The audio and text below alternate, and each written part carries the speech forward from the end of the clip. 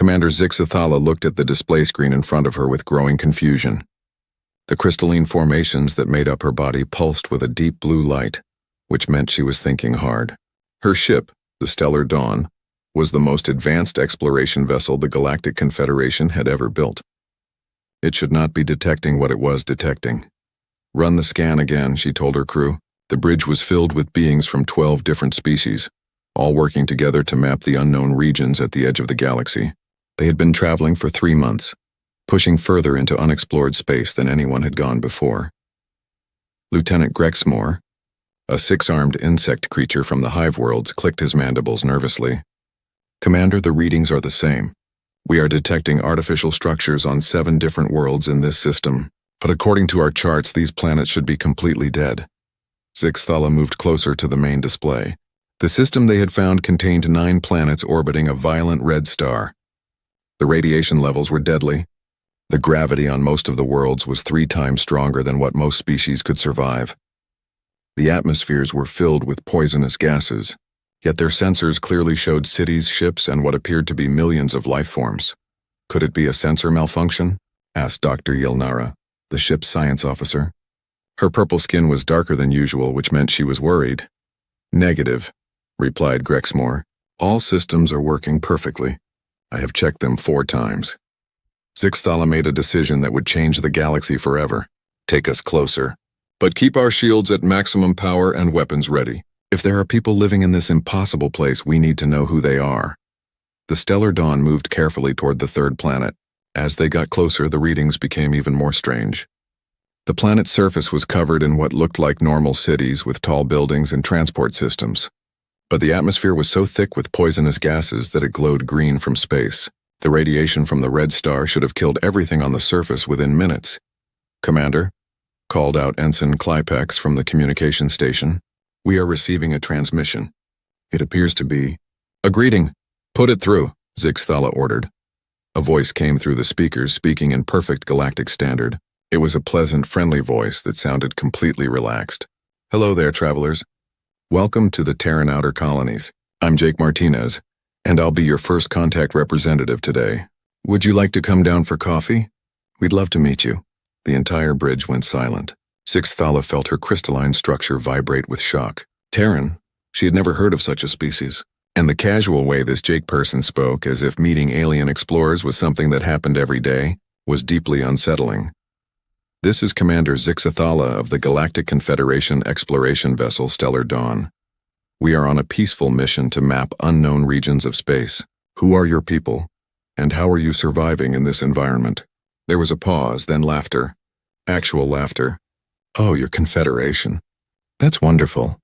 We've been wondering when you folks would make it out this far. As for surviving here, well, we've gotten pretty good at adapting over the years. These worlds are actually quite comfortable once you get used to them. Dr. Yilnara stepped forward. Commander, with respect, this is impossible. The radiation levels alone should have sterilized all life on this planet millions of years ago. Jake's voice came back, still cheerful. Your science officer sounds worried. Tell you what, why don't I come up there? It might be easier to explain in person. Don't worry about decontamination or anything. I'll bring my own air. Before Zixathala could respond, their sensors detected a small craft approaching from the planet's surface. It was moving impossibly fast, faster than their own ship could travel. But more disturbing was what it was not doing. The craft was not using any visible engines. There were no energy signatures, no exhaust, nothing that would explain how it was moving. How is that ship traveling? Whispered Grexmore. The small craft came alongside the Stellar Dawn and somehow passed right through their shields as if they were not there. It docked with their ship with a soft bump. Every alarm on the bridge should have been screaming, but their sensors showed no hostile activity. May I come aboard? Came Jake's voice, now from right outside their airlock. Zixathala looked around at her crew. Every face showed the same expression of confused fear. But they were explorers. This was what they had come here to do. Permission granted, but our security team will escort you. Sounds great. Thanks for being so welcoming. The airlock opened and Jake Martinez walked onto the bridge of the most advanced ship in the Confederation fleet, wearing nothing but simple clothes and a big smile. He was breathing the ship's air as if it was perfectly normal, even though he had come from a planet with a poisonous atmosphere. He looked like a typical bipedal humanoid. about average height with brown skin and dark hair. He could have been from any of a dozen species except for his eyes. His eyes held a depth that seemed to contain centuries of experience. "Wow, this is a beautiful ship," Jake said, looking around admiringly. The Veltar crystal technology integrated with organic computing systems. "Very impressive. You must be Commander Zixthala." He walked directly to her, somehow knowing exactly who she was without being told. "How did you know that?" Zixthala asked. Jake shrugged. "Lucky guess. Commander usually stands in the center and you have the bearing of someone in charge. Plus, your crystalline structure shows the command patterns that Veltar officers develop." Dr. Yilnara stepped forward. "Forgive me, but I must ask. Your species, these Terrans, how long have you been spacefaring?" Jake thought for a moment, as if calculating something difficult. "Oh, about 40,000 years, give or take. Time gets a bit fuzzy when you're traveling between stars." The bridge went completely silent. 40,000 years was longer than most of the current Confederation species had even existed. It was longer than recorded galactic history. "That cannot be correct," said Dr. Yilnara. "Our records show no evidence of any spacefaring civilization that old." Jake nodded, understanding. "I imagine your records are pretty good for the last few thousand years. But 40,000 is a long time. Things get lost, you know. Civilizations rise and fall, records get destroyed, languages change. We try to keep to ourselves mostly." Grexmore clicked his mandibles nervously. "But your planets, they should be uninhabitable. How do your people survive?" "Survive?" Jake looked genuinely confused. "Oh, you mean the radiation and gravity and atmospheric composition? We adapted to it long ago. Actually, we kind of prefer these edge worlds. They're quieter, more peaceful, less crowded." "Adapted how?" pressed Dr. Yilnara. Jake's smile never wavered, but something shifted in his eyes. For just a moment, Zixthala saw something vast and ancient looking back at her. Then it was gone, and Jake was just a friendly person again. "Evolution is amazing, don't you think? Give any species enough time and pressure, and they'll find a way to thrive anywhere. We've had plenty of both." Commander Zixthala decided to try a different approach. "Jake, would it be possible for a small diplomatic team to visit your world? We would very much like to establish formal relations between your people and the Confederation." "Of course. We'd love to have you. Fair warning, though. The surface gravity is about 3 times standard and you'll need environmental suits. The local atmosphere is a bit spicy for most folks. But don't worry, we have guest facilities that should keep you comfortable." "You have hosted other species before?" asked Zixthala. Jake paused, and again that ancient something flickered in his eyes. "From time to time. We believe in being good neighbors." 3 hours later, the stellar dawn was in orbit around the 3rd planet, and a diplomatic team was preparing to visit the surface. Zixthala had chosen herself, Dr. Yilnara, and Lieutenant Grexmore for the mission. They wore the heaviest environmental suits the ship had, designed to protect them from the deadly radiation and crushing gravity below. Jake met them at what he called a landing pad, which looked like a simple metal platform sitting in the middle of a city that should not exist. The buildings around them rose into the poisonous green sky, and people walked the streets without any protection at all. Humans, Jake had called them. They looked similar to him, though they came in many different colors and sizes. "Welcome to New Pacifica," Jake said proudly. "It's not our biggest settlement, but it's one of the prettiest. Founded about 800 years ago when the old colony got a bit crowded." Dr. Yilnara was taking readings with every instrument she had. "Jake, these people, they're walking around with no protection. The radiation here should kill them in minutes." "Oh, we build up a tolerance," Jake said casually. "Plus, we've gotten pretty good at healing. Takes a lot to hurt us these days." They walked through the city streets, and Zixthala noticed more impossible things. The buildings were made from materials she did not recognize. The transportation systems moved without any visible power source. Most disturbing of all, the humans they passed looked at the heavily armed and armored aliens with nothing more than friendly curiosity. "Jake," she said carefully, "your people don't seem afraid of us." Jake looked genuinely surprised. "Why would we be afraid? You seem nice. Besides, fear is usually based on the unknown, and we've been watching your ship since you entered the system. Your intentions are clearly peaceful. Watching us how? Oh, you know, sensors and such. We try to keep track of who's visiting the neighborhood." They reached a large building that Jake called the community center. Inside, it looked like a pleasant meeting hall, except for the fact that it was filled with technology that made no sense. Walls displayed images of other star systems in perfect detail. The air seemed to shimmer occasionally as if reality itself was being gently adjusted. "Please sit," Jake said, gesturing to chairs that looked comfortable and somehow adjusted themselves to fit each visitor perfectly. "Can I get you anything? Coffee? Tea? We have some lovely fruit from the orbital gardens." "Orbital gardens?" asked Lieutenant Grexmore. "Oh yes, we grow food in orbit around the star. The radiation makes things grow much faster, and the flavor is incredible. Very sweet." Dr. Yilnara looked up from her instruments. "Jake, I'm sorry, but I have to ask. According to my readings, this entire system should be completely sterile. The star is putting out levels of radiation that would kill any known form of life. How are you growing food in that?" Jake sat down across from them and folded his hands. For a moment, his friendly expression became more serious. "Dr. Yilnara, may I ask you a question? In all your studies of galactic history, have you ever wondered why some civilizations suddenly disappear right when they seem to be reaching their peak?" The question seemed to come from nowhere. But something about the way Jake asked it made Zixathala's crystalline structure vibrate with unease.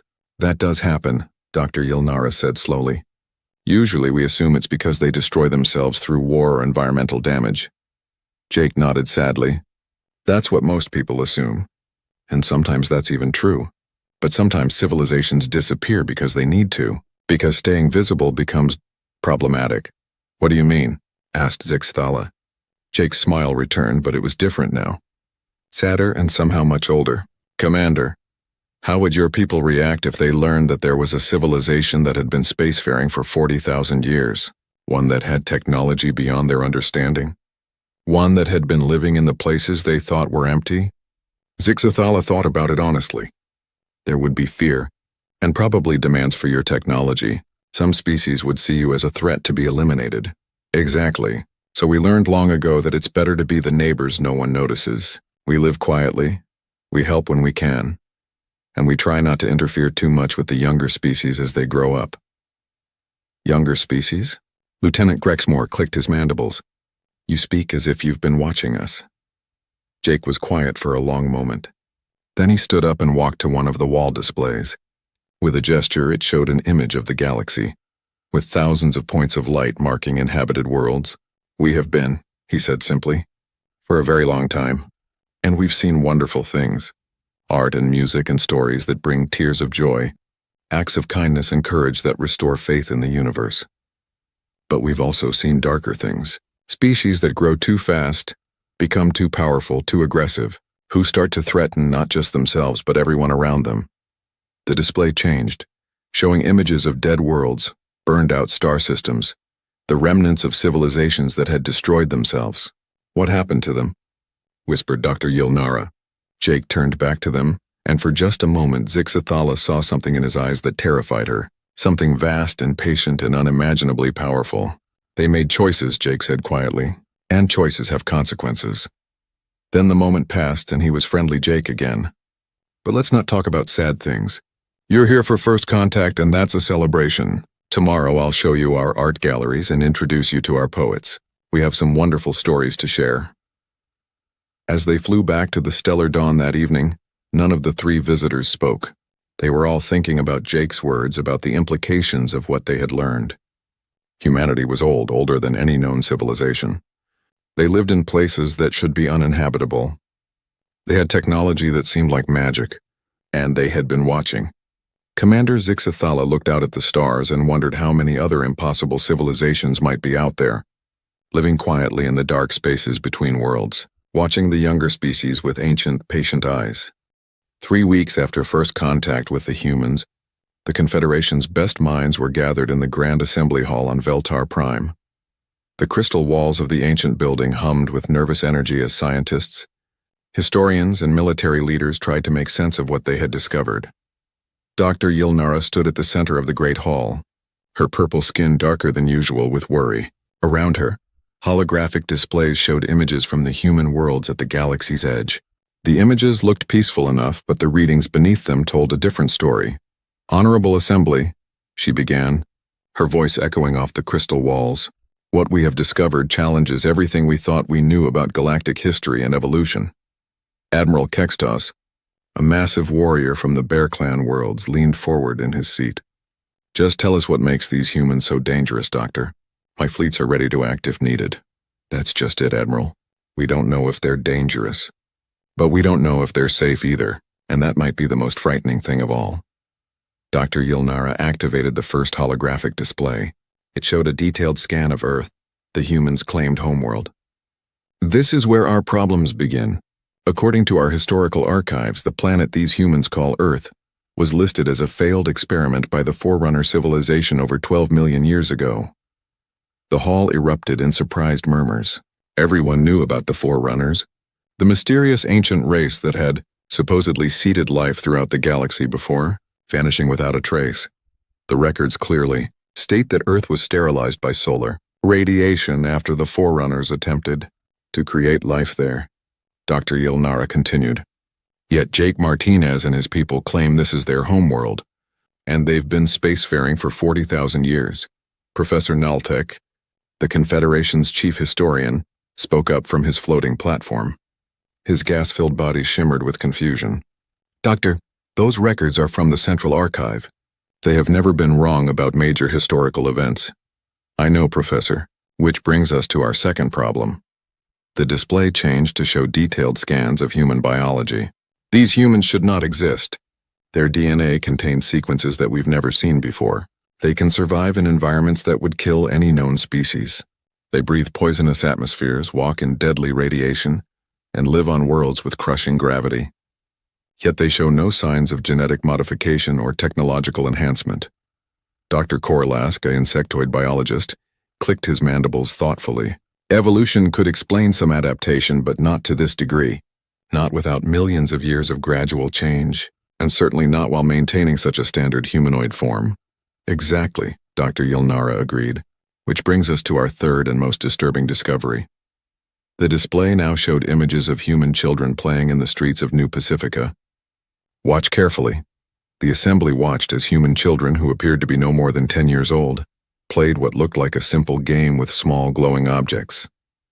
But as Dr. Yilnara enhanced the display, the truth became clear. The children were not playing with toys. They were manipulating actual stellar matter, creating miniature stars and planets in their hands. Those children are casually demonstrating stellar engineering concepts that our best scientists spend decades trying to understand, Dr. Yilnara said quietly. They're playing with the fundamental forces of the universe as if it's as simple as building blocks. The hall went completely silent. Even Admiral Kextos looked shaken. There's more, Dr. Yilnara continued. During our visit, Jake Martinez mentioned that their colony on New Pacifica was founded 800 years ago. When we asked about earlier colonies, he spoke about them as if he had been there personally. Not as if he had read about them or heard stories, but as if he remembered them. She paused to let that sink in. Jake Martinez appears to be a normal human in his 30s. But he speaks about events from centuries ago with the casual familiarity of someone who witnessed them firsthand. Professor Naltek's gaseous form swirled with agitation. Are you suggesting these humans are immortal? I'm not suggesting anything yet, Professor. I'm simply reporting what we observed. But consider this. If humans have been spacefaring for 40,000 years, and if individual humans live for centuries or longer, how much knowledge could they have accumulated? How much could they have learned about the galaxy and its species? The implications hung heavy in the air. A species that old, that experienced, that advanced, could be manipulating galactic politics without anyone knowing. They could be watching, learning, planning. Admiral Kextos stood up, his massive frame casting shadows across the assembly hall. Doctor, have you found any evidence of human military activity? Any weapons, any ships of war? That's perhaps the most unsettling part, Admiral. We found no evidence of any human military at all. No weapons, no warships, no defensive installations. According to our scans, the humans have no military capability whatsoever. Then they're not a threat, the Admiral said with relief. Or, said a new voice from the back of the hall, they're so advanced that they don't need weapons we can recognize. The speaker was Dr. Zelarian, the Confederation's leading expert on ancient civilizations. The elderly Crystalline moved slowly to the center of the hall, her faceted form reflecting the worried faces around her. I have been researching the historical records since Dr. Yilnara's initial report, she continued, and I have discovered something that should terrify us all. She activated her own holographic display, showing a map of the galaxy with various points marked in red. These are the locations of every major Forerunner archaeological site that has ever been discovered. 17 different locations spread across the galaxy, representing the greatest achievements of the most advanced civilization in known history. The display shifted, and the red marks were replaced with blue ones showing human colony locations. These are the locations of human settlements, based on the data Commander Zixthala gathered during her visit. The two sets of points matched perfectly. Every human world sat exactly where a Forerunner ruin should have been, but the ruins were gone. The Forerunner sites have been systematically cleared, Dr. Zellarian said in a voice that shook with age and fear. Every one of them. Structures that survived for millions of years have been completely removed, not destroyed, not buried, but carefully and completely taken apart. The assembly erupted in shocked voices. The Forerunner ruins were some of the most important archaeological sites in the galaxy. They contained technology and knowledge that had advanced Confederation science by centuries. The idea that someone had been systematically removing them was unthinkable. Who could do such a thing? Demanded Professor Nalthek. The Forerunner materials are harder than any known substance. It would take incredibly advanced technology just to move them, let alone disassemble them completely. Dr. Zellarian's crystalline structure pulsed with a deep, worried blue, technology that the humans clearly possess. But the question is why? Why would they want to remove all traces of the Forerunner civilization? Maybe, said a quiet voice from near the back, because they don't want us to make the connection. The voice belonged to Agent Morketh, one of the Confederation's top intelligence analysts. The shadowy figure rarely spoke in public gatherings, but when he did, people listened.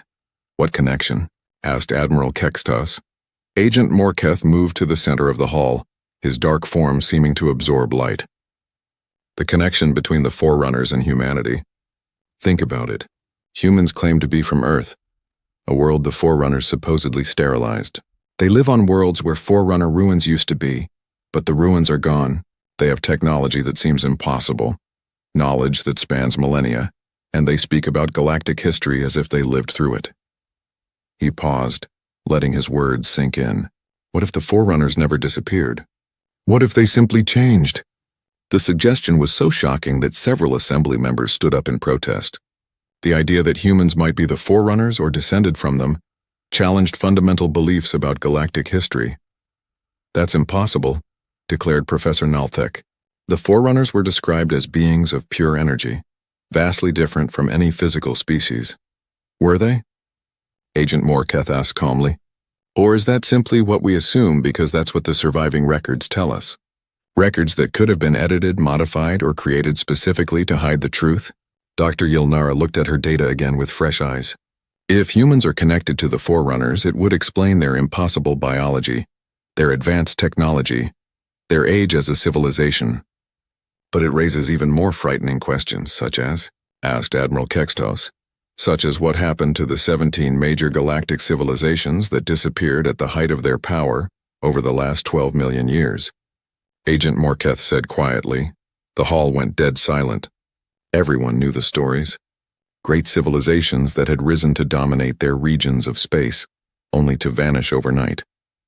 The Krextor Empire, with their planet-killing weapons gone in a single day when a mysterious plague swept through their worlds.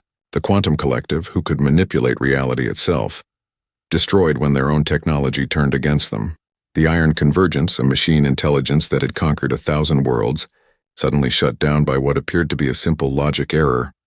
You're suggesting that humans, or the Forerunners, or whoever they really are, have been systematically eliminating advanced civilizations?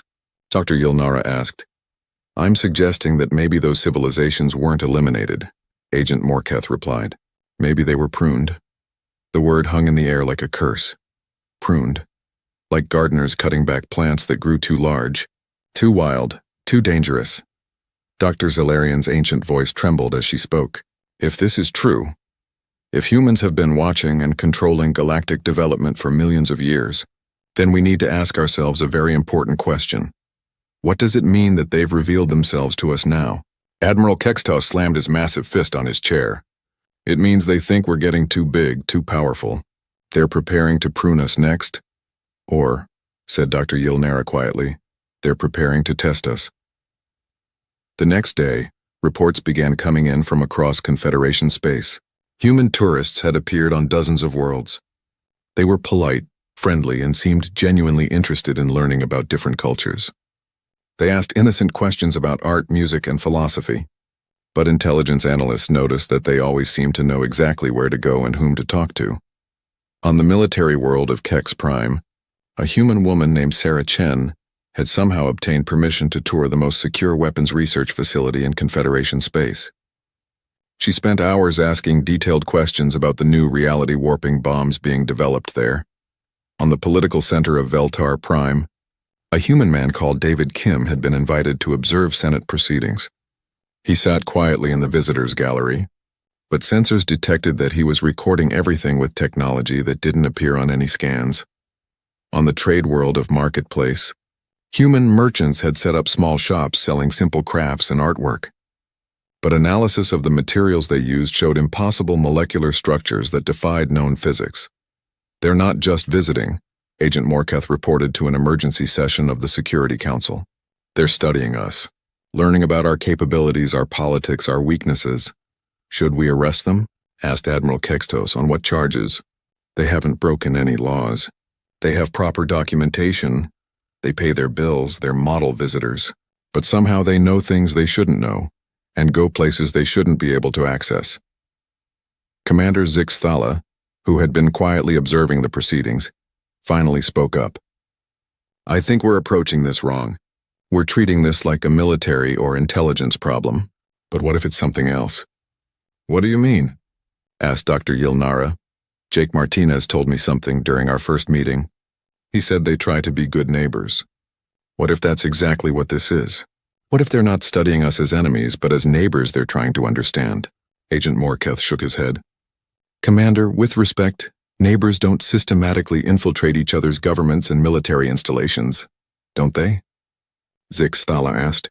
"If you were an immortal being who had watched 17 civilizations destroy themselves, wouldn't you want to keep a close eye on the 18th? Wouldn't you want to know if they were heading down the same path?" The question silenced the room, because the uncomfortable truth was that the Confederation was heading down that path. Tensions with the hegemony of suns were escalating. Both sides were developing weapons of unprecedented destructive power. The galaxy was closer to a massive war than it had been in centuries, and somehow, the humans had appeared just in time to witness it all. Dr. Yilnara looked around the room at the worried faces of the Confederation's leadership. "We need to know what they want. We need to know what they're planning, and we need to know what they're capable of. How do we find that out without starting a war we can't win?" asked Admiral Kextos. "We ask them," Commander Zixathala said simply. Agent Morketh laughed bitterly. "You think they'll just tell us their secrets?" "Maybe not their secrets," Zixathala replied. "But humans seem to value honesty. Jake was very direct with us, even when his answers were disturbing. Maybe if we're direct with them, they'll be direct with us." Dr. Yilnara nodded slowly. "It's worth trying, because the alternative is spending the rest of our existence wondering when the gardeners are going to decide we need pruning." As the meeting ended and the leaders dispersed to their various worlds and duties, none of them noticed the small, unremarkable human woman sitting in a nearby cafe, sipping coffee and reading the local news. She had been there all day, close enough to hear every word of their supposedly secret discussion. Sarah Chen finished her coffee, left a generous tip, and walked out into the bustling street. She had learned what she needed to know. The Confederation was asking the right questions. Now it was time to see if they were ready for the right answers. Dr. Veltar Moonwhisper had always been different from other crystalline archaeologists, where most of her people preferred to study recent history, events from the last few thousand years. Moonwhisper was obsessed with the deep past.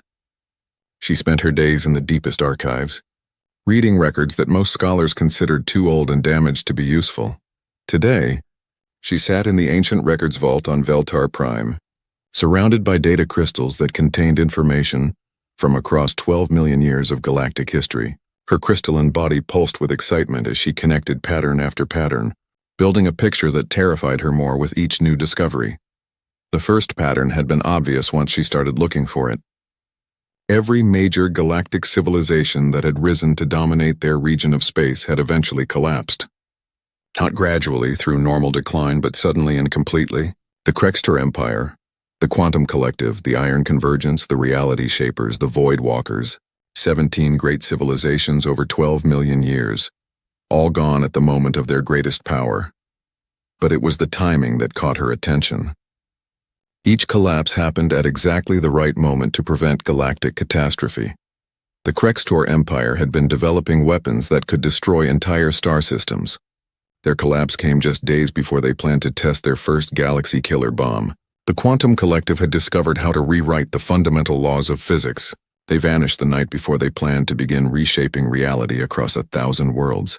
The Iron Convergence, a machine intelligence that had absorbed the knowledge of dozens of species, shut down just hours before launching their final expansion that would have converted every organic being in the galaxy into digital form.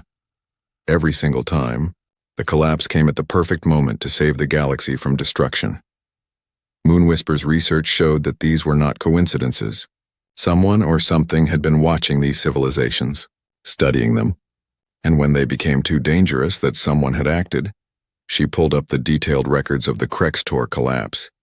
The official history said they had been destroyed by a mysterious plague that swept through their worlds in a single day. But Moonwhisper found references in surviving documents to strange visitors who had appeared in the months before the collapse. Visitors who asked questions about Krextor military capabilities and technological development. The visitors were described as bipedal humanoids, unremarkable in appearance, who seemed to blend in wherever they went. They were always polite, always helpful, and always asked innocent questions that somehow revealed exactly what they needed to know. Moonwhisper's crystalline structure flickered with recognition. She had heard those same descriptions in the recent reports about human tourists appearing across Confederation space. She pulled up more records, diving deeper into the archives than most scholars ever went. The pattern was there, repeated across millions of years.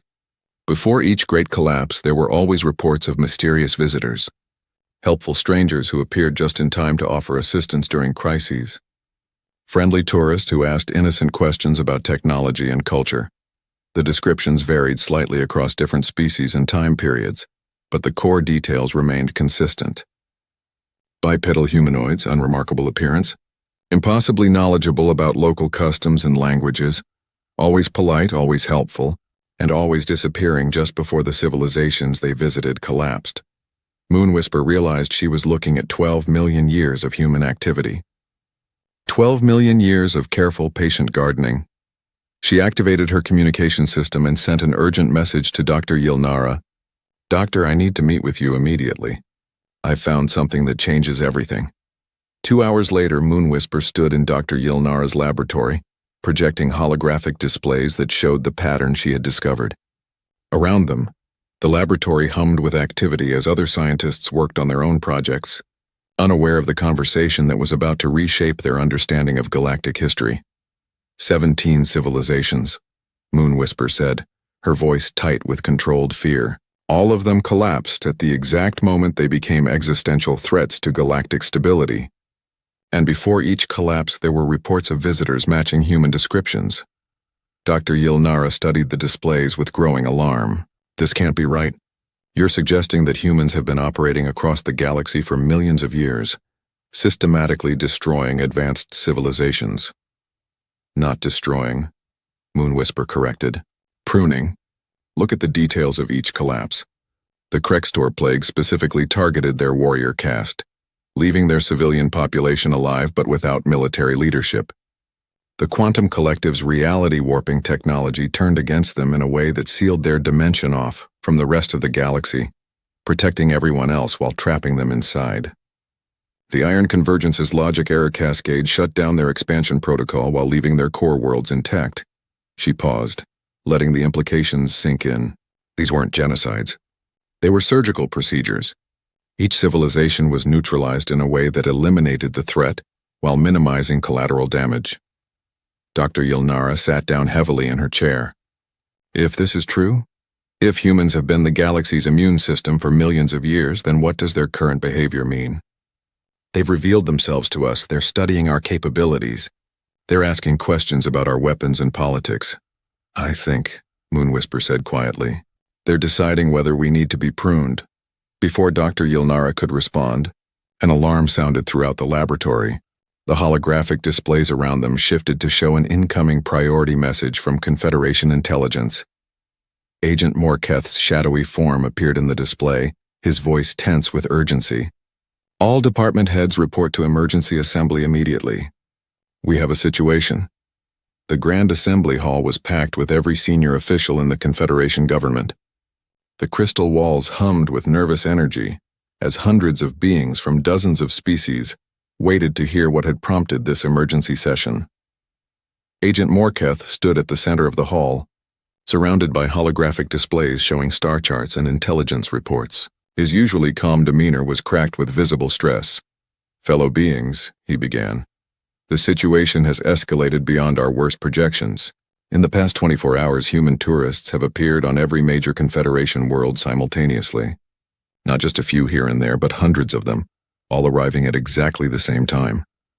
The displays showed surveillance footage from across Confederation space. Humans stepping off transport ships, walking out of hotels, appearing in markets and government buildings and military installations. Always polite, always friendly, always exactly where they needed to be. More disturbing, Agent Morketh continued, is what they're asking about. On Veltar Prime, they're inquiring about our defensive capabilities. On the military worlds, they're asking about our new weapons programs. On the political centers, they're discussing our relations with the hegemony of suns." Admiral Kextos stood up from his seat. "Are you telling me that humans are conducting intelligence operations against every world in the Confederation simultaneously?" "That's exactly what I'm telling you, Admiral. But it gets worse." The displays shifted to show detailed analysis of human behavior patterns. According to our behavioral experts, these humans are not acting like intelligence agents. They're acting like researchers, like scientists gathering data for an important experiment. "What kind of experiment?" asked Commander Zixthala. Agent Morketh's form seemed to darken. "The kind that determines whether a civilization lives or dies." The hall erupted in shocked voices and angry demands for action. But Agent Morketh held up a hand for silence. "There's more. Our deep space monitoring stations have detected massive energy signatures at the edge of Confederation space. Signatures that don't match any known technology. New displays appeared showing sensor readings from the galaxy's rim. The energy patterns were unlike anything in Confederation databases. They were vast, powerful, and moving with purpose toward the core worlds. "How many ships are we talking about?" asked Admiral Kextos. "We don't think they're ships," Agent Morketh replied. "The energy signatures are too large, too diffuse. Our analysts believe we're looking at some form of space-based infrastructure, possibly construction or manufacturing platforms." Dr. Yilnara felt her skin darken with fear. "Infrastructure for what?" "Unknown. But given the timing and the pattern of human activity, we believe they're preparing for some kind of large-scale operation." Commander Zixthala's crystalline structure pulsed with sudden understanding. "They're not just studying us. They're preparing to act. The question is, are they preparing to help us or replace us?" The assembly was interrupted by a new voice, calm and pleasant, speaking from the hall's communication system. "Neither, actually. We're preparing to test you." Every being in the hall froze. The voice was unmistakably human, speaking perfect galactic standard with a slight accent that somehow made it sound both friendly and ancient. "Security breach!" shouted Admiral Kextos. "How did someone access our communication system?" The voice chuckled softly. "Admiral, with respect, we've been listening to your communications for quite some time now. We thought it was time to join the conversation directly." A holographic figure appeared in the center of the hall. It was a human woman, middle-aged, with kind eyes and a gentle smile. She wore simple clothes and carried herself with the easy confidence of someone completely comfortable with who they were. "My name is Dr. Sarah Chen," she said, looking around the assembly with genuine warmth. "I'm what you might call humanity's Director of Galactic Affairs. And I'm here because you've been asking very good questions about who we are and what we want." The hall was completely silent. Every being present stared at the holographic human, who had somehow bypassed every security system in the most secure building in Confederation space. "You have been studying our history," Dr. Chen continued. and you've discovered some uncomfortable truths about the fate of advanced civilizations in this galaxy. Dr. Moonwhisper, in particular, has done excellent work tracing the patterns.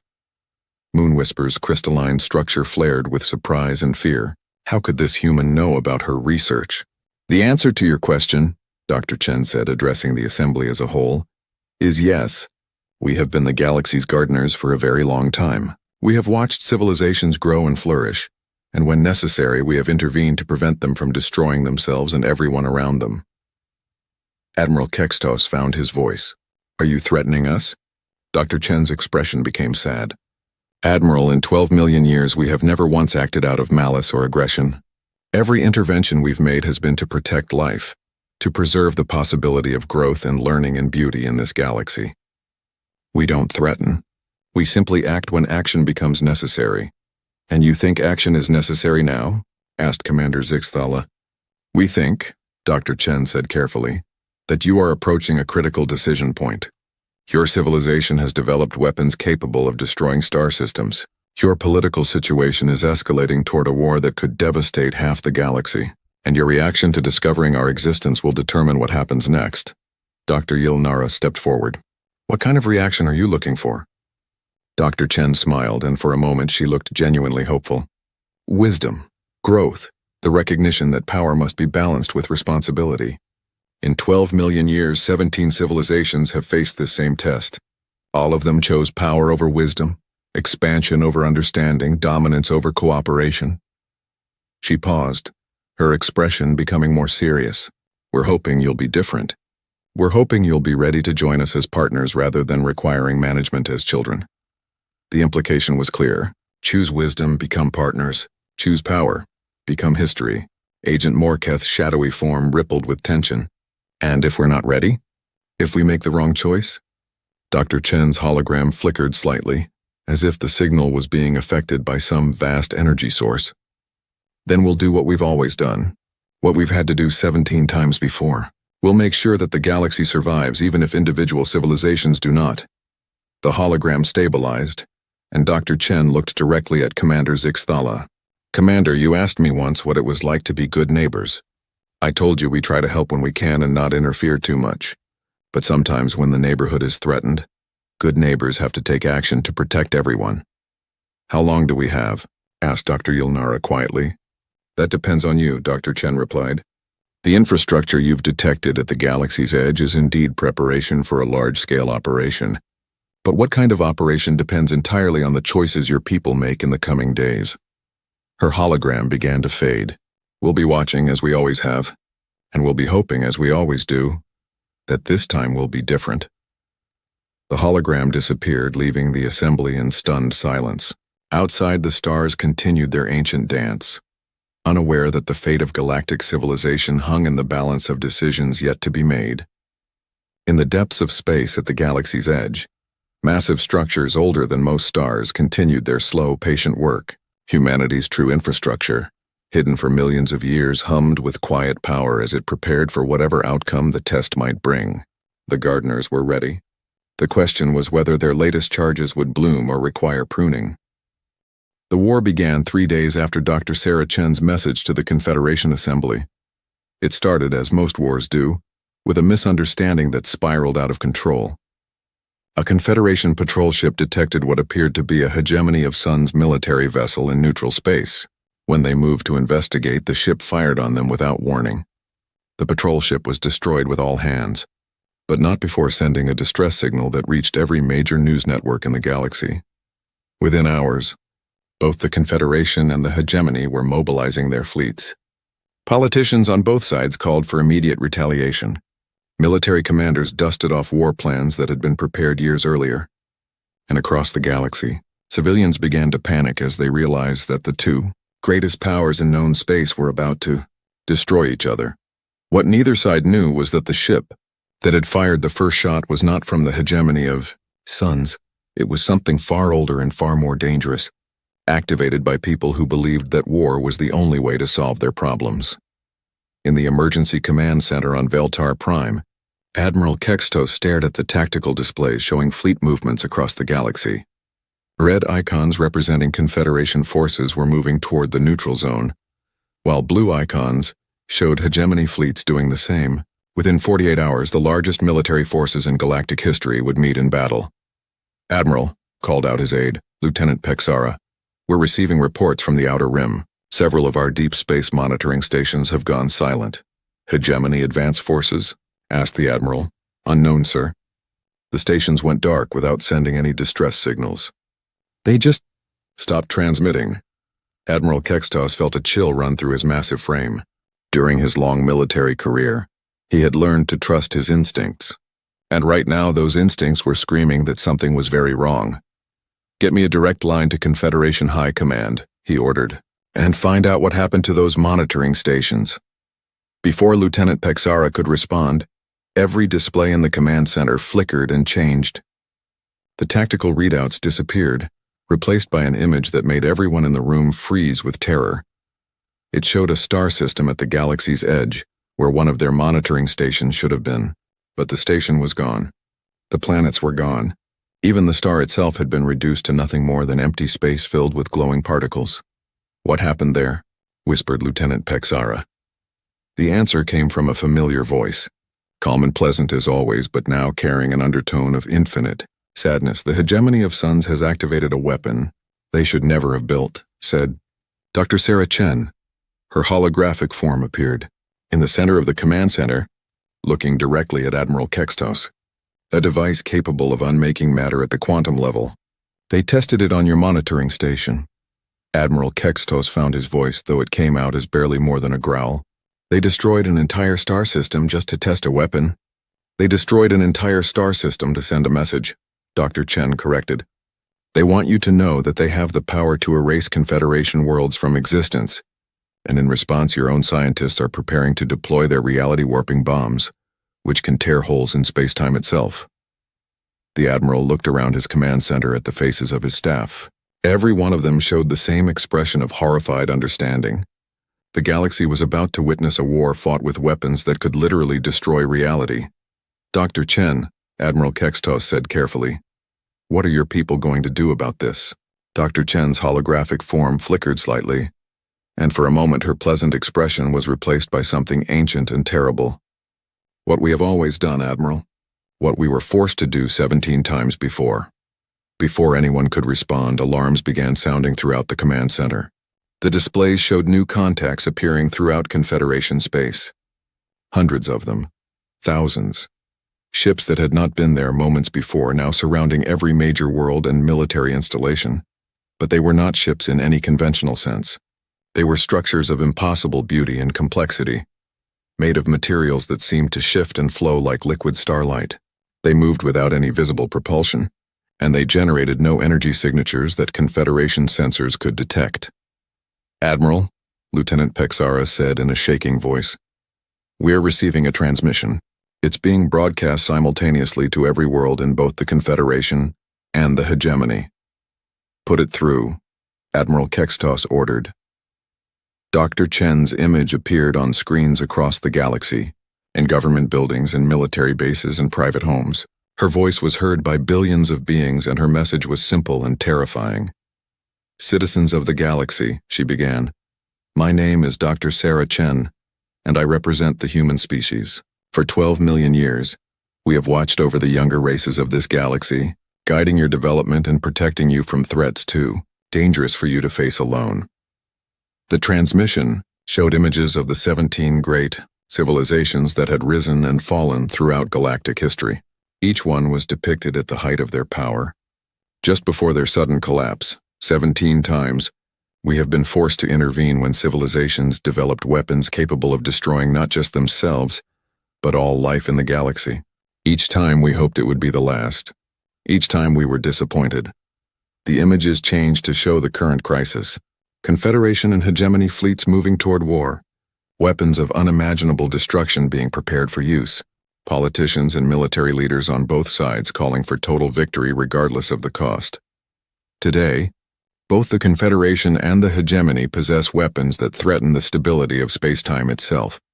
The quantum unmaker can erase matter from existence. The reality bombs can tear holes in the fabric of the universe. If used together, these weapons could create a cascade reaction that would make entire sectors of the galaxy uninhabitable for millions of years. Dr. Chen paused, and her expression became infinitely sad. We cannot allow this to happen. We will not allow this to happen. Across the galaxy, the impossible human structures began to move. On every world where Confederation and hegemony forces were preparing for war, the structures took position between the opposing fleets. They did not fire weapons or raise shields. They simply waited, their crystalline hulls gleaming in the light of distant stars. This is your final test, Dr. Chen continued. For the first time in 12 million years, we are revealing ourselves completely. You know who we are, you know what we are capable of, and you know what we have done to civilizations that chose destruction over wisdom. Admiral Kextos watched his tactical displays with growing amazement and terror. The human structures were not just numerous, they were everywhere. Every Confederation fleet was surrounded. Every military installation was watched. Every weapon capable of mass destruction was targeted. But they were not attacking. They were just waiting. We are giving you one last chance to choose a different path, Dr. Chen said. Stand down your fleets. Destroy your weapons of mass destruction. Begin the hard work of building a civilization based on cooperation rather than competition. Show us that you are ready to join the galactic community as adults rather than children. The transmission showed images of human worlds, peaceful and beautiful, where beings from dozens of species worked together to build something better than war. It showed human technology that could heal damaged worlds, restore dead systems, and create abundance for everyone. This is what we offer you, Dr. Chen said. Partnership, knowledge, the wisdom we have gained from 12 million years of watching and learning. We can help you become something greater than you have ever imagined. Her expression hardened slightly. But if you choose to continue down the path of destruction, if you insist on using weapons that threaten all life in the galaxy, then we will do what we have always done. We will protect the galaxy, even if that means protecting it from you. In the hegemony capital city, Supreme Leader Vaxtar watched the transmission with growing rage. His species had clawed their way to dominance through strength and violence. They had built their empire by conquering every world they could reach, and they were not about to bow down to some ancient species that claimed to know better. Activate all quantum unmakers, he commanded his military staff.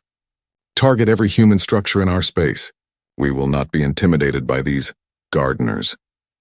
Sir, his aide said nervously, the quantum unmakers require significant time to charge, and the humans surely know about them. Then we charge them and fire them all at once, Vaxtar snarled. If these humans want to test us, we will show them the true meaning of hegemony power. In the Confederation capital, the response was more measured but equally determined.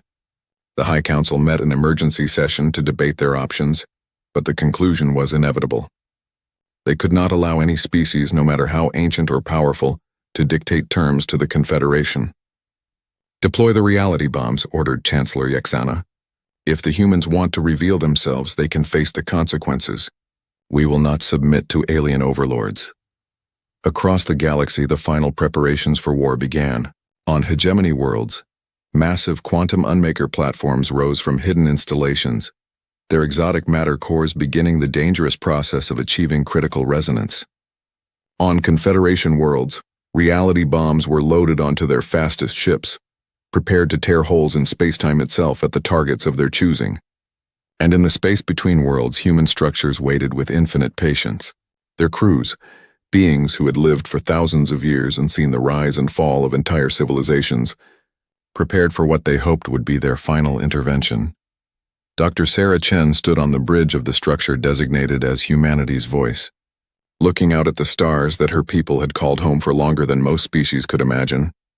Around her, holographic displays showed the military preparations happening across the galaxy, weapons that could destroy stars powering up, reality warping devices being prepared for deployment, fleets of warships moving into position for a battle that would determine the fate of galactic civilization. Dr. Chen, said her aide, a man who appeared to be in his 20s but whose eyes held the wisdom of millennia. Both sides are proceeding with activation of their ultimate weapons. Estimated time to deployment, 6 hours. Dr. Chen nodded sadly. Then we have 6 hours to hope for a miracle. And if the miracle doesn't come, we'll do what we've always done. She turned to address her crew, beings who had volunteered for this duty, knowing that it might require them to become the guardians of a galaxy that would never thank them for their service. "Prepare the harvest protocol," she said quietly, "and pray that we won't need to use it." In the depths of space, ancient machinery that had slept for eons began to wake.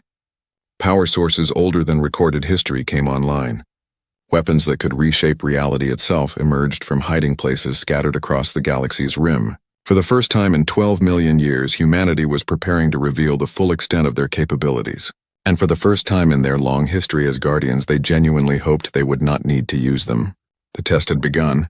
In 6 hours, the galaxy would learn whether its younger races were ready to mature, or whether they would join the 17 civilizations that existed now only in humanity's archives of failure.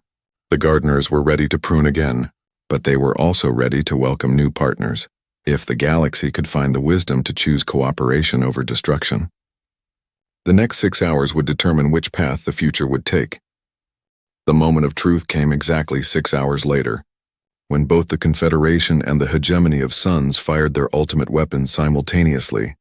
From 100 different worlds, quantum unmaker beams lanced out toward human structures, weapons designed to reduce matter to its component atoms and then unmake even those atoms from existence. At the same moment, reality bombs detonated in carefully calculated positions around human formations, creating tears in space-time that should have swallowed everything within light years. For 30 seconds, the galaxy held its breath as the most destructive forces ever created by the younger races struck the mysterious guardians who had watched over galactic civilization for millions of years. Then something impossible happened. The quantum unmaker beams simply stopped, not deflected, not absorbed, but frozen in space like solid bars of light. The reality tiers collapsed in on themselves without affecting anything beyond their immediate area. And the human structures sat exactly where they had been, completely unharmed, as if the most powerful weapons in the galaxy had been nothing more than a light show. On the bridge of humanity's voice, Dr. Sarah Chen watched the tactical displays with deep sadness. Around her, her crew worked with quiet efficiency, their faces showing the weight of decisions that had to be made. "Status report," she requested. "All weapons have been neutralized," reported her tactical officer. "No damage to any human assets. No casualties among the younger races, though several of their crew members appear to have suffered psychological trauma from witnessing the failure of their ultimate weapons." Dr. Chen nodded. "And the political response? Both the Confederation and the hegemony leadership are calling for immediate escalation. They're activating reserve weapons and calling up their entire military forces. They appear to interpret our defensive success as a declaration of war." Dr. Chen closed her eyes for a moment, feeling the weight of 12 million years of hope and disappointment. When she opened them again, her expression held a resolution that had been building for eons. "Begin the Revelation Protocol," she said quietly. "It's time for the galaxy to learn the truth about who we are and what we've been doing all this time." Across the galaxy, every communication system suddenly activated at once. On every world, in every home, on every ship, the same message began to play. But this was not Dr. Chen's voice. This was something far older and more profound. The voice that spoke was unmistakably human, but it carried the weight of ages. When it spoke, reality itself seemed to listen. "Children of the galaxy," the voice began, "we had hoped this day would never come. For 12 million years we have guided you, protected you, and loved you from the shadows. We have been your teachers, though you never knew we were there. We have been your guardians, though you never asked for our protection. And now, because you have forced our hand, we must be your judges." The transmission showed images that no living being had ever seen before, the true scope of human civilization, hidden for millions of years at the galaxy's edge. Structures the size of solar systems powered by captured stars, filled with technologies that made reality itself malleable. Worlds where beings from thousands of extinct species lived in peace, preserved from the destruction of their home civilizations by humanity's intervention. "We are the forerunners," the voice continued, "though we left that name behind long ago when we realized that leading from the front only encouraged conflict and competition. We became the shepherds guiding from behind, helping younger races develop at their own pace while ensuring they did not destroy themselves or others." The images shifted to show the true history of galactic civilization. not the simplified version taught in schools, but the complete story of how each species had been carefully guided through their development, protected from dangers they could not understand, and given the freedom to grow into their own unique cultures. Every technological breakthrough your species achieved was one we allowed you to achieve. Every war we permitted was one we knew you could survive and learn from. Every crisis you overcame was one we ensured would make you stronger rather than destroy you. Admiral Kextos, watching from his command center, felt his world collapse around him. The Confederation's greatest military victories, their most brilliant scientific discoveries, their proudest cultural achievements, all of it had been supervised by beings so advanced that they made galactic civilization look like children playing with toys. But 17 times, the voice continued, younger races have reached the point where they developed weapons capable of destroying not just themselves, but all life in the galaxy. 17 times we hoped they would choose wisdom over power. 17 times we were forced to intervene before they could commit galactic genocide. The transmission showed the true fate of the 17 lost civilizations. They had not been destroyed as everyone believed. They had been preserved. Their most dangerous members had been removed, their weapons disabled, and their entire populations had been relocated to carefully prepared worlds where they could live in peace under human guidance. The Krextor Empire still exists, the voice revealed, on a beautiful world where their warrior culture has evolved into a society dedicated to protecting endangered species. The Quantum Collective continues their reality experiments in a carefully isolated dimension where they cannot harm others. The Iron Convergence has been given digital worlds to populate, where they can expand and grow without threatening organic life. In the Hegemony capital, Supreme Leader Vaxtar stared at the screens with growing horror. You mean they're still alive? All of them? All of them, the voice confirmed as if responding directly to his question. We do not destroy civilizations. We preserve them. We are gardeners, not exterminators. When a plant grows too wild and threatens the entire garden, we do not kill it. We transplant it to a place where it can flourish without harming others. The truth was overwhelming. Humanity had not been eliminating threats to galactic civilization. They had been collecting them, preserving them, and helping them grow into something better than they could have become on their own. But we grow tired, the voice admitted, and for the first time it carried a note of genuine exhaustion. For 12 million years we have been alone at the top of galactic civilization. We have been the only adults in a galaxy full of children. We have watched species after species reach the same crossroads and make the same mistakes. We have intervened again and again, always hoping that the next time would be different. Dr. Chen's voice rejoined the transmission, speaking directly to the leaders of both the Confederation and the Hegemony. Today, you have shown us that you are still children. When faced with a crisis, you reached for your biggest weapons. When confronted with something you didn't understand, you chose to destroy it rather than learn from it. When offered partnership, you demanded dominance.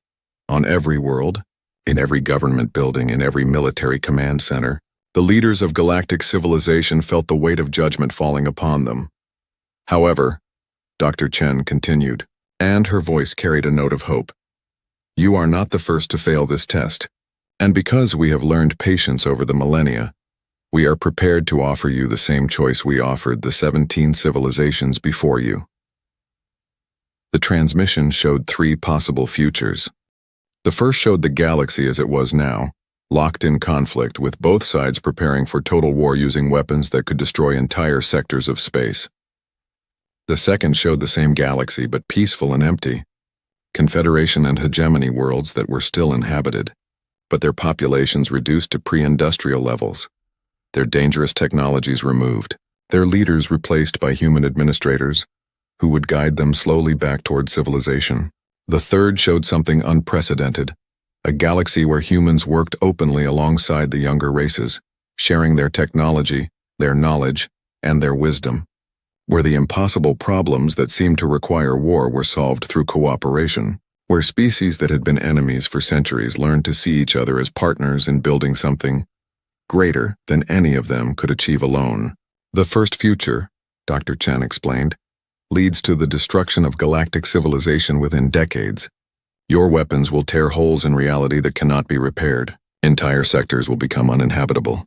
Billions will die and the survivors will blame each other for the catastrophe. leading to an endless cycle of revenge and destruction. The second future is what happened to the 17 civilizations before you. You would live in peace, but under our guidance. You would be safe, comfortable, and cared for. But you would never again be trusted with technologies that could threaten others. You would be preserved like rare flowers in a protected garden. The third future, she said, and her voice carried a hope that had been building for 12 million years, is what we have always dreamed of. True partnership. An end to our loneliness. The chance to share the burden of protecting and guiding galactic civilization with others who understand the responsibility that comes with great power. The transmission paused, and when Dr. Chen spoke again, her voice was softer, more personal. For 12 million years, we have been gardeners. We have planted, watered, pruned, and harvested. We have preserved beauty and prevented destruction. But gardeners are not meant to work alone forever. We have always hoped that someday we would find others ready to share the work of tending the galaxy. On Veltar Prime, Commander Zixthala stood in her quarters, looking out at the stars and thinking about everything she had learned. The humans were not conquerors or destroyers. They were the loneliest beings in the galaxy, carrying the weight of protecting everyone else without any hope of true companionship. She activated her communicator and sent a message that would be heard by every leader in the Confederation. This is Commander Zixthala. I hereby request an immediate ceasefire and the deactivation of all weapons of mass destruction. We need to talk to the humans, not as enemies, not as subjects, but as beings who want to learn what it means to be worthy partners. Similar messages began coming from across Confederation space, not from all leaders, but from enough. Military officers who were tired of war, scientists who were fascinated by the possibility of learning from beings who had mastered reality itself, philosophers who understood that wisdom was more valuable than power. In the hegemony, the response was more mixed. Supreme Leader Vaxtar and his inner circle refused to consider surrender. But voices of dissent were growing among his people, younger leaders who had grown up with stories of the lost civilizations and wondered if there might be a better way. Dr. Chen's voice returned to the transmission, addressing these stirrings of wisdom with cautious hope. We see the choices beginning to form, she said. Some of you are ready to take the first steps toward true civilization. Others are still locked in the old patterns of dominance and control. This is not unexpected. Change of this magnitude never happens all at once. The human structures throughout the galaxy began to move again, but not aggressively. They took positions that clearly separated the forces preparing for war, creating neutral zones where those who chose peace could gather safely. We offer sanctuary to any who choose wisdom over warfare, Dr. Chen announced. Any ship, any world, any individual who renounces the use of galaxy-threatening weapons will be protected. You will not be prisoners or subjects. You will be students learning what it means to build rather than destroy. But, she continued, and her voice hardened, those who continue to pursue destructive power will face the same fate as the 17 civilizations before them. You will be preserved, but you will not be permitted to threaten others. The choice was made clear. Grow up and join the galactic community as adults, or remain children under humanity's protection. Across the galaxy, individuals and groups began making their decisions. Some Confederation worlds immediately declared their intention to deactivate their weapons and seek partnership with humanity. Some hegemony systems rebelled against their leaders and asked for human protection. Military units on both sides laid down their arms and asked to be taught a better way. But not all chose wisdom. Die-hard factions on both sides continued to prepare for war, convinced that they could find a way to defeat the ancient guardians and claim their place as the galaxy's dominant power. Dr. Chen watched the developing situation from her bridge and felt something she had not experienced in millions of years. Genuine hope mixed with genuine fear. Hope that finally, after all this time, some of the younger races might be ready to graduate. Fear that those who were not ready might force humanity to take actions they had always tried to avoid. Dr. Chen, her aide reported, we have approximately 60% of Confederation forces requesting ceasefire and partnership. 30% of hegemony forces are doing the same. The remainder on both sides are continuing military preparations and have declared their intention to fight to the end. Dr. Chen nodded slowly. Then we proceed with the harvest. Preserve those who choose wisdom, transplant those who choose destruction, and for the first time in 12 million years, prepare to welcome partners. She turned to address her crew.